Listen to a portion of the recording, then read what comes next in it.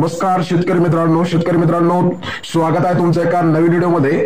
तर तुम्ही आपल्या चॅनलवर नवीन असाल तर चॅनलला सबस्क्राइब करून घ्या, कारण नवनवीन व्हिडिओ आपल्याला पाहायला मिळणार आहेत। तर मित्रांनो, आज आपण हवामान अंदाजाविषयी चर्चा करून घेणार आहोत, कारण 2-3 दिवस कुठे पाऊस पडणार, कसा पाऊस पडणार, चला जाणून घेऊ। तर मित्रांनो, त्याआधी चॅनलला सबस्क्राइब करून घ्या। तर मित्रांनो, करूया व्हिडिओ सुरुवात। मित्रांनो, भारतीय हवामान खात्याच्या माहितीनुसार महाराष्ट्रातील काही भागांमध्ये उद्या हलक्या ते मध्यम स्वरूपाचा पाऊस पडण्याची शक्यता आहे। कोकण आणि गोवा विभागात तुरळक ठिकाणी पावसाचा अंदाज वर्तवला गेला आहे।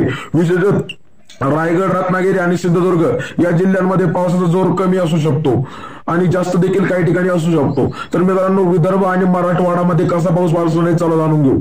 विदर्भामध्ये अमरावती आणि नागपूर परिसर हलक्या पावसाची शक्यता आहे। मराठवाड्यात औरंगाबाद आणि बीड येथेही काही भागात ढगाळ वातावरणासह हलके सरी पाऊस पडू शकते।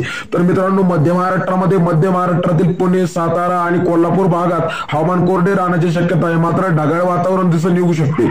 शेतकऱ्यांसाठी मित्रांनो सूचना अशी आहे, कारण शेतकरी मित्रांनो, पावसाची शक्यता असलेल्या भागांमध्ये आपल्या शेतीचे कामे पूर्ण वेळेत करून घ्यावीत आणि तसेच ज्या भागात पाऊस पडणार नाही अशा ठिकाणी पिकांना पाणी देण्याची योजना आखा।